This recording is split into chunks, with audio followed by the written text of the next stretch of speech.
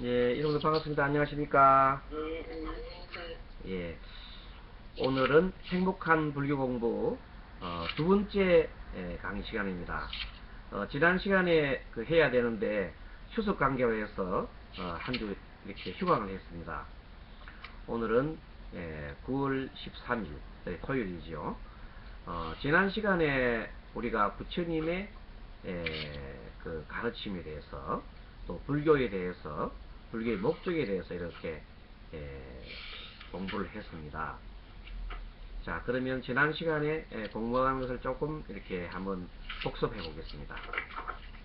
자, 지난 시간에 불교의 목적이 뭔가 이렇게 했을 때 불교는 한마디로 행복을 이해하는 것이다. 그렇게 했습니다. 물론 모든 종교가 다 행복을 추구하겠지만 특히 불교는 영원한 행복, 즉 열반 그것을 추구한다고 했습니다. 자, 그리고 부처님이란 분은 어떤 분인가 하면은 한마디로 깨달음이다. 깨달음이가 뭔가 진리를 깨달았다 그랬죠. 진리를 깨달았다. 진리가 무엇인가 하고 얘기했을 때 진리는 크게 갈라서 불교에서 말하는 진리는 연기의 법이라 그랬지요. 예, 연기법. 연기법. 네. 연기란 것은 원인이 있고 조건이 있으면은 반드시 그에 따르는 결과가 따른다 하는 그 내용입니다. 그래서 연기를 보는 자, 나를 본다, 열애를 본다, 그렇게 부처님 말씀하시기로 했습니다. 그래서 이 연기법을 무시하게 되면은 사람들이 타락하게 됩니다. 예를 들어서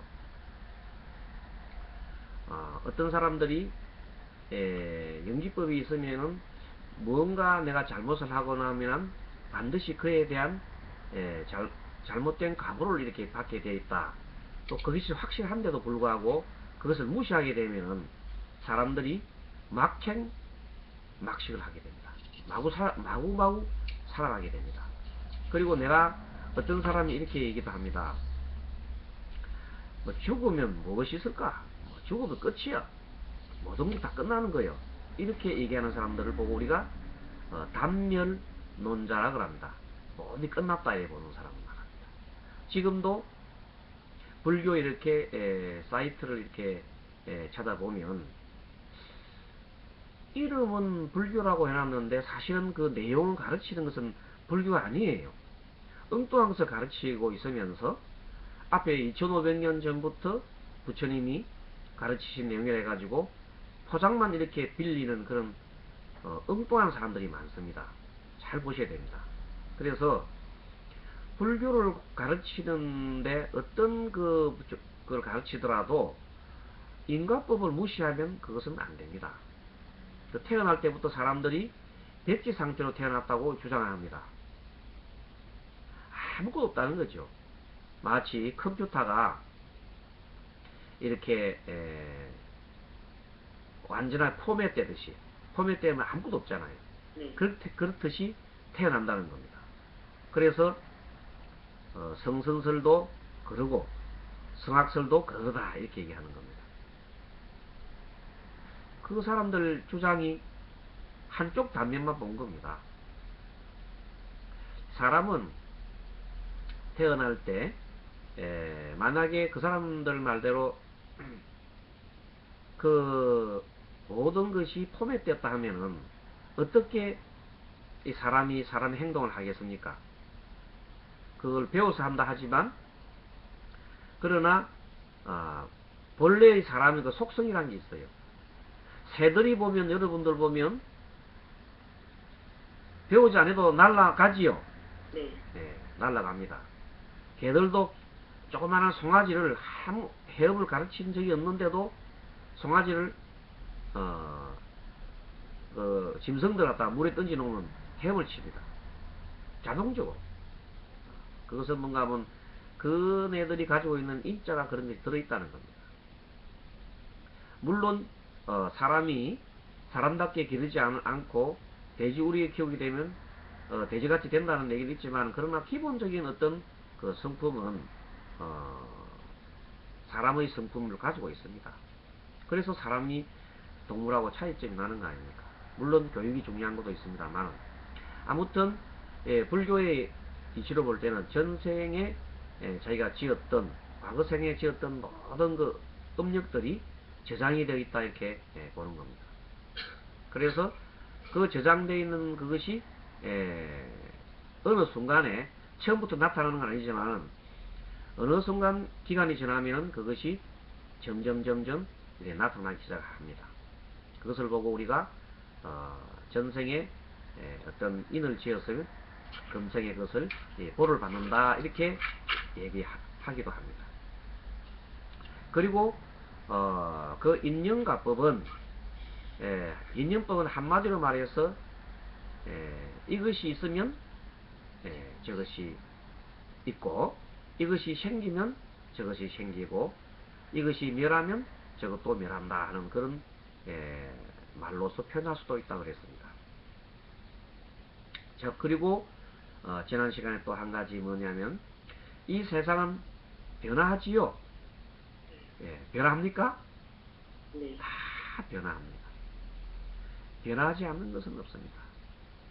우리 불자님들도 어릴 때가 있었고, 그 다음에 청소년기가 있었고, 그 다음에 청년기에 들면서 결혼을 하시고, 또 이렇게 자녀도 가지고 이런 생활을 하면서 지금 이렇게 성장하면서 이제는 점점 더 이렇게 이제 중년을 넘어서 이제 나아가고 있습니다.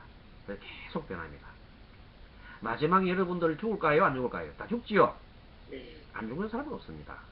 그것이 자연의 이치요. 그렇게 되어가는 것이 변화하는 것이 자연의 이치입니다. 지금 여름철 있다가 겨울철 되니까, 가을이 되니까 날이 서늘하기도 하고, 또 이렇게 변하는 거죠. 아무튼 변화한다. 영원한 것은 존재하지 않는다. 만들어진 모든 것들, 즉 인연으로 지어진 것들입니다. 인연으로 지어진 것은, 모든 것은 변한다, 이렇게 보면 됩니다. 그것을, 모든 것을 변하기 때문에 항상하지 않다 해서 무상이라고 지난번 시간에 우리가 잠깐 그 개념을 알아봤습니다. 그리고 모든 존재들은 다 연결되어 있지요. 네. 다 연결되어 있어요. 하나도 나 홀로서 존재할 수가 없습니다.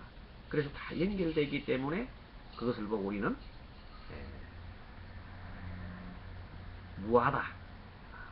나 혼자 어떻게 할 수 없어요. 그래서 무하다고 그랬어요. 그리고 우리가 살아가고, 태어나고, 늙어가고, 병들고, 죽고, 이런 생로병사라고 합니다. 생로병사 자체가 고통입니다. 고통. 그래서 우리는 부처님 말씀을 우리가 되새겨 보면, 모든 것은 고통이다 그랬어요. 생로병사 고통이에요. 그리고 어떤 사람이 그래도 좀 즐거움 있지 않습니까? 물론 그래도 있습니다. 잠시지만 고와 고 사이에, 고통과 고통 사이에 잠깐 이렇게 즐거움이라고 하는 그런 생각들이 잠깐 일어나기도 합니다만, 결국은 그 속에서 사라지게 되어 있습니다. 그런데 그 고 자체를 우리가 인정을 해야 됩니다. 이 사바세계 사는 자체는 고통이 원래가 있는 것이구나 해서 그 고를 인내하고, 고를 벗어나려고 막 발버둥 치는 게 아니라, 고를 이것이 고구나 하고 고를 알아차림해야 됩니다. 그러고 난 다음에 왜 이 고가 일어났는가 하는 것을 원인과 결과로서 따져봐야 됩니다. 그러면 결국은 인과법을 우리가 배우고 있는 이 입장에서 반드시 고통의 원인은 반드시 존재한다. 그것이 뭔가? 바로 집착과 가래라 그랬습니다. 집착과 가래. 그래서 고의 원인은 집착과 가래, 그것을 집이라고 했어요. 고집. 그리고 그 고를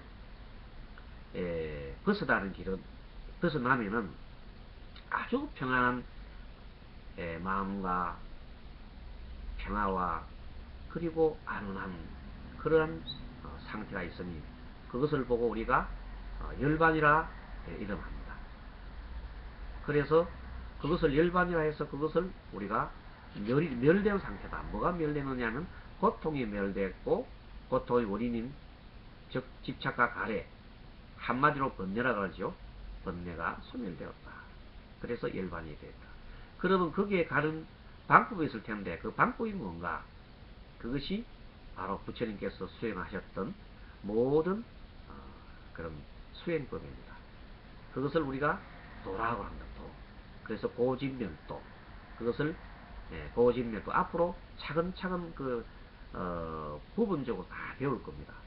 아무튼 그렇게 해서 고진멸도란 것을 우리가 거룩한 네 가지 진리라 그래서 사성제라고 그래요.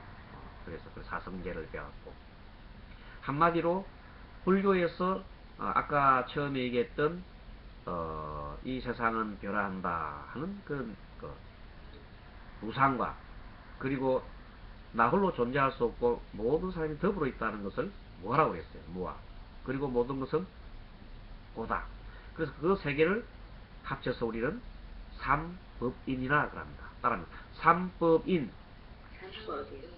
그래서 무상, 무아, 고. 따라합니다. 무상, 무아, 고. 그래서 여기다가 고를 벗어나면 열반이 있다 그랬지요. 예. 그래서 열반을 하나 더 더해서 더하면 사법인이라 그럽니다. 삼법인에다가 열반을 하나 더하면 사법법인이다 그렇게 얘기하기도 합니다. 보통 삼법인 이렇게 합니다. 자, 이러한 가르침을 주시고 사람들의 그 가르침을 주실 때 부처님께서 일률적으로 가르치신 게 아니라 사람들은根기가 다 달라요. 그 수준이 신분이나 의식 수준이 다 다르기 때문에 그 수준에 맞춰서 설법을 하다 보니까 부처님의 말씀이 아주 경전이 많아진 겁니다.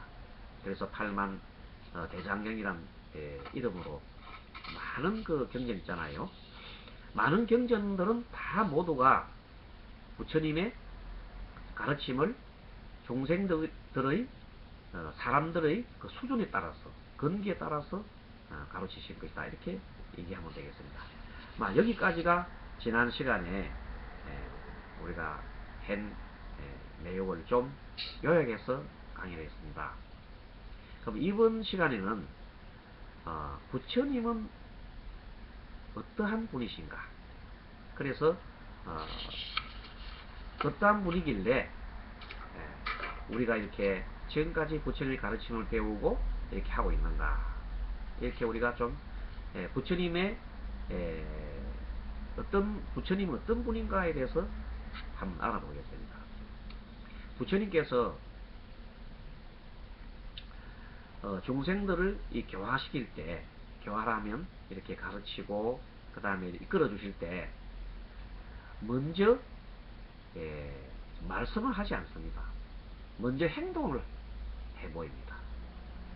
알라이 지방에 어느 한 농부가 소를 잊어버렸어요. 소를 잊어버려서 소를 찾아 헤매다가 겨우 이제 소를 이렇게 찾아서 나무에 메어 놓고 부처님의 그 법문을 들으러 왔습니다.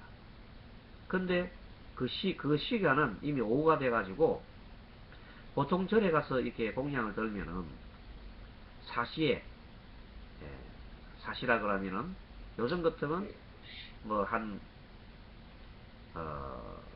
9시부터 한 11시 사이 보통 뭐 그걸 사시라 그러는데 그 사시에 가서 공양을 이렇게 다 하게 돼 대중공양을 하게 되겠습니다. 그런데 그 농부는 그 시간을 놓쳤어요. 그래서 절에 갔더니 이미 공양 시간이 지났기 때문에 아주 배를 쫄쫄 굶고 쪼르륵쪼르륵 소리가 제 배속에서 막 나오는 겁니다. 자, 그 상태에서 앉아서 부처님 저 뒤에 앉아가지고 대중들 뒤에 앉아가지고 부처님 법문을 듣겠다고 탁 앉아있으니 이미 부처님께서는 마음의 그 눈으로 다 보십니다. 네, 그 상황을 다 아십니다. 그래서 부처님이 말씀하십니다. 법문을 하기 전에 먼저 뭐라 하냐면 저 농부에게 밥을 주어라 이렇게 먼저 얘기하십니다. 그래서 제자들이 농부에게 밥을 이렇게 공양을 이렇게 주니까 농부가 맛있게 먹습니다. 그리고 부처님께서 말없이 그 농부가 공양을 하는 것을 지켜보고 있습니다. 맛있게 다 먹고 난 다음에 그래서야 부처님께서 법문을 시작하게 됩니다. 그때 먼저 말씀하시는 것이 배고픔은 어떤 고통이다. 고통 중에서도 어떻니다. 여러분 배고프면 굉장히 고통스럽지요. 배고프면 아무 일도 못 하잖아요. 그 배가 막 고프고 하는데 무슨 얘기가 들리겠어요. 그래서 스님도 이 생활 상담이라는 것을 좀 하고 있습니다. 생활 상담, 생활을 하면서 여러 가지 궁금한 점이 많습니다. 그것을 이렇게 물어볼 때 법답게 부처님의 가르침에 근거를 해서 가급적이면 그렇게 하도록 노력을 합니다. 물론 경우에 따라서는 중생들이 좋아하는 그런 명리라든지 그런 것을 또 통해서 봐주고 상담을 하고 있습니다만은 결국 그것이 그 목적이 아니고 그것이 중요한 것이 아니라 하나의 방편일 뿐입니다. 어떤 분이 이렇게 예전에 2011년도인가 5월달부터 한 12월까지 BBS 불교 라디오 방송을 이렇게 스님이 그때 나갔지요. 그때 생활 상담을 주로 했던데 그때 어떤 분이 그 방송을 듣고 난 다음에 전화가 왔어요. 스님 하나 여쭙겠습니다. 거두절미하고 그러니까 물어볼 때 제가 누군데 이런 거 없고 무조건 전화하지 용건부터 말하는 분도 계셔요. 무조건 전화를 딱 대놓고 스님 지금 전화해도 되겠습니까? 이런 게 아니라 무조건 스님 하나 여쭙겠습니다.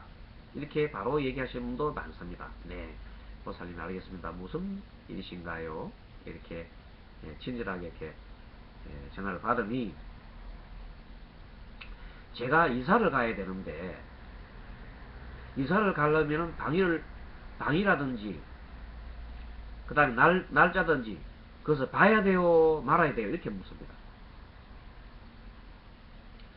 그 말을 딱 들어보는 순간 이 사람은 어떤 생각이냐 바로 이거지요.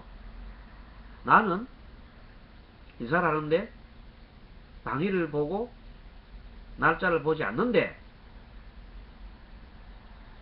왜 어떤 사람들은 방일을 보고 날짜를 보느냐? 부처님의 법에 근거한다면 그 아무 필요 없는 거 아니냐? 이런 식으로 그 사람 나름대로의 생각을 가지고 전한 것이 분명한 것 같습니다. 그래서 그 소리를 듣자마자 먼저 친절하게 얘기했습니다. 네, 불자님, 평소에 불자님께서 이사를 갈 때 나를 갖다가 보았습니까? 아니면은 방위를 보았습니까? 그랬더니 아니요? 그렇게 얘기합니다. 그래서 그러면은 보살님 보지 마세요.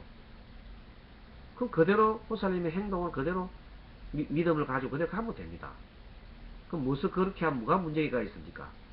다른 사람이 그렇게 그게 보아야 된다 하잖아요. 그렇게 또 얘기를 합니다. 그러니까 다른 사람의 말에 귀를 기울이지 말고 보살님의 그 생각대로 밀고 나가면 아무 문제가 없다. 그런데 만약 거기에서 하지 마라고 했는데 가면은 그런 어떤 의심을 가지게 되면은 꼭 그런 일이 생기게 된다. 그래서 평상시에 그 보는 걸 좋아하는 사람 있지요. 여러분들 이사할 때 그런 봅니까? 예. 그런 사람들은 그냥 또 보세요. 물어보세요. 그래야 마음 편하잖아. 그래야 안 그래요? 예. 예. 그래서 마음 편한 대로 하라는 거예요. 그것이 정답이에요. 그러니 어떤 사람이 스님 이사 간다 해서 내가 먼저 아유 고사님 그럼 이사 가려고 하면은 그 날짜를 받아야 되는데 이렇게 얘기하는가? 절대 안 합니다. 스님. 알겠습니까? 네. 그거 안 합니다. 물어보면 답을 해주는 겁니다. 아 그래요? 조금 전에처럼 그분들처럼 그렇게 얘기를 하면은 답을 자세하게 가르쳐주고 아니면은 자기 현재 부처님 법을 믿고 뭐 그거 뭐 무슨 일이 있을까 생각하고 이렇게 강한 믿음 가지면 또 아무 일이 없는 겁니다. 왜? 지난 시간에 스님이 얘기했죠. 일체 유심조라는 말을 아마 했을 겁니다. 모든 것은 마음의 문제다. 모든 것은 마음으로 움직이고 마음으로 짓고 하는 거다. 지옥도 천당도 극락도 내 마음으로 짓는 것이다. 그렇게 얘기했습니다. 행복도 불행도 내 마음으로 짓는 것이다. 이게 그래서 부처님께서 늘 보면 마음가짐을 잘 하라고 늘 강조를 하셨습니다. 그래서 부처님은 이렇게 행동을 먼저 이렇게 하시고 그 다음에 법을 서해 주십니다. 그러니 중생들이 귀에 쏙쏙 들어오고 감동을 받게 되어 있습니다. 여러분 그렇게 했지요? 네. 예, 그렇습니다. 그리고 이제 부처님은 그렇게 도를 이루신 이후에 약 48년간 80세, 세수 80세 돌아가셨는데, 열반하셨는데, 그때까지 끊임없이, 쉼없이 항상 평상시에는 수행을 하시면서 똑같습니다. 일반 수행자와 똑같이 수행하시면서 또 틈틈이 법문하시고 그 다음에 개인적인 상담을 하시고 그리고 늘 중생들과 함께 살았습니다. 중생과 함께 사시다가 가셨습니다. 중생들과 동떨어진 사람이 아닙니다. 그래서 오늘날 우리나라 불교가 이조시대 때 산중불교가 돼가지고 뭐 정치적인 문제입니다만은 산중을 쫓겨나가지고 일반 민중과 일반 이런 너무 동떨어진 그런 생활하다 보니까 많이 그 불자인과 멀어졌습니다. 그 결과 상당히 포교라든지 이런 부분에 대해서는 많이 뒤졌지요. 이웃 그런 종교보다는 그래서 지금은 이제 많이 만회가 되어 가고 있습니다.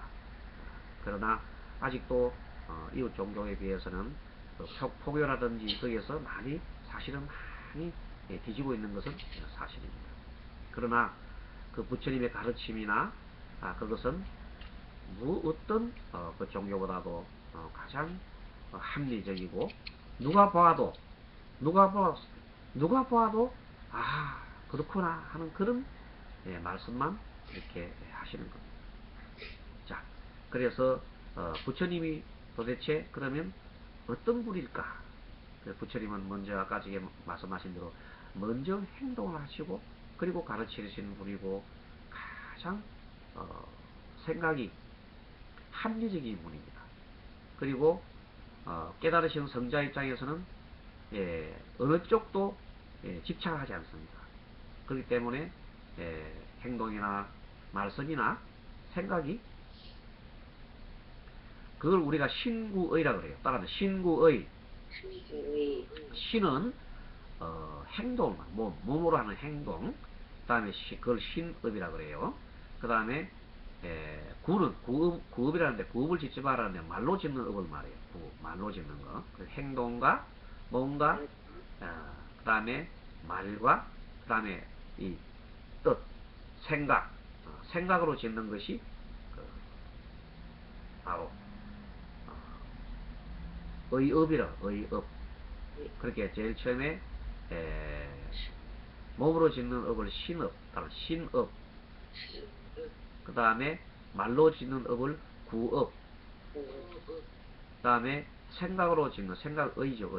의업. 어, 예, 그래서 그 세 가지를 삼업이라 그렇게 얘기합니다. 삼업. 그래서 늘 우리는 삼업을 짓는데 삼업을 지을 때 착하게 지어야 되겠죠. 예, 네. 그래서 착하게 지으면 선업이라고 해요. 선업을 짓고 그 삼업을 악행으로 지으면 악업이라고 그래요. 그래서 선업을 지으면 선한 결과가 나타나고 악업을 지으면 그 결과 악의 가보를 받는다. 그렇게 얘기하고 있습니다. 그런데 어느 이웃 종교에서는 평상시에 많은 이렇게 뭐 나쁜 일을 많이 저질러요. 심지어는 뭐 도둑질도 하고 사기도 치고 뭐 그렇게 많이 사람을 또 이렇게 죽이기도 하고 패기도 하고 이러다 놓고 주일날 한번 가가지고 제사함을 한번 받습니다. 그러면 마음이 후련해지고 자기는 죄를 다 씻었다 생각합니다. 그건 너무나 그런 양심을 타는 행위입니다. 그렇게 계속 하면은 끝없는 악업을 계속 반복하면서 계속 가서 잠깐 마음속에 제사를 한번 하고 나면 그 사람이야 마음이 편안할는지 모르지만은 그 본래 그 죄업이 씻어지는 건 아닙니다. 그래서 부처님께서 이런 말씀을 하셨습니다. 어떤 비구가 와서 이렇게 얘기를 합니다. 부처님, 바라문들이 이야기를 강가강에 가서 강가강이라면 겐지스강을 말합니다. 겐지스강에 가가지고 목욕을 딱 하고 나면은 그 물이 깨끗해서 성수라서 그 성수에 목욕을 하게 되면 몸과 마음이 깨끗해져서 천사계 태어난다는데 그것이 사실입니까? 이렇게 물었습니다. 이렇게 물었을 때 부처님이 바로 얼토당토 안 한 소리 하지 마라고 뭐라 하는 게 아니라 부처님께서는 이것이 웃으면서 그 비구가 가민이야. 그래 너 말이 맞다고 하자. 만약에 너 말이 맞다면은 그 강강하게 살고 있는 물고기들이 먼저 다 성천을 했겠구나. 그래 들어보니까 물고기가 사람보다도 먼저 성천했다 하니까 매일 물고기는 물속에 살고 있으니까 사람보다도 먼저 성천했다 하니까 그거 좀 이상하잖아. 말이 좀 이상하잖아. 그래서 아니옵니다 하고 이제 부처님께서 아니옵니다 그렇게 했어요. 그러자 부처님께서 사람이 착한 일을 하게 되면 마음이 가벼워서 가만히 놔둬도 마음이 동동 가벼운 마음은 하늘나라로 가게 되고 악한 일을 행하게 되면 마음이 무거워서 가만히 놔둬도 이렇게 무거운 곳이 내려가는 지옥으로 가게 됩니다. 그 얘기를 하니까 그 가민이의 그 생각에 품었던 의심이 흔적도 없이 사라졌습니다. 그 의심은 뭐냐면 이겁니다. 참 쉽게 천상 가는 길이 있는데 왜 우리는 이렇게 고행을 해야 되지? 이런 의문입니다. 무슨 말 하겠습니까? 즉 무슨 말이냐면 지금 이웃 종교에서 일주일 동안 나쁜 짓 시큰 하고 난 다음에 한번 제산 받는 게 강강하게 모이고 하는 거 똑같단 말입니다. 알겠습니까? 목욕하면 똑같아.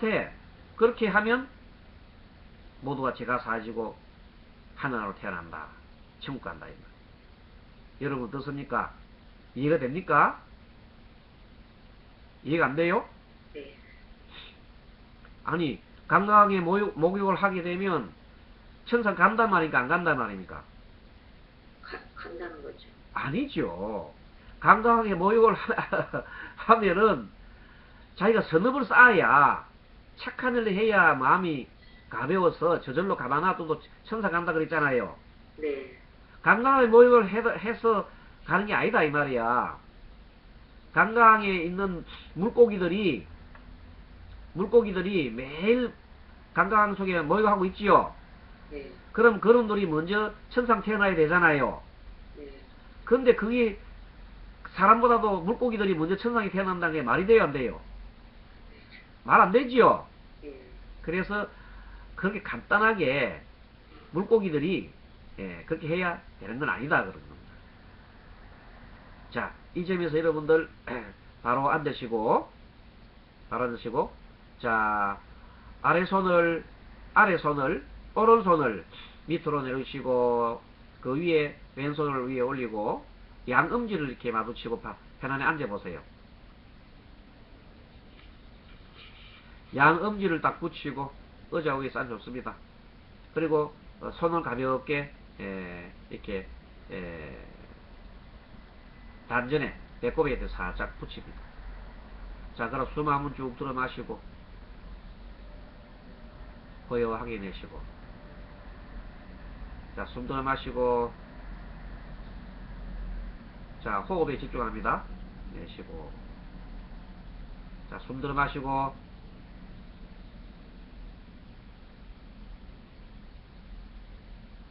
내쉬고, 다시 한 번 더 숨 쭉 깊이 들어 마시고,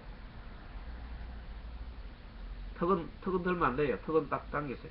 내쉬고, 눈은 지그시 감고, 다시 한 번 더 숨 들어 마시고, 천천히 내쉬고. 자, 마음이 좀 편해졌나요? 네. 예. 그러면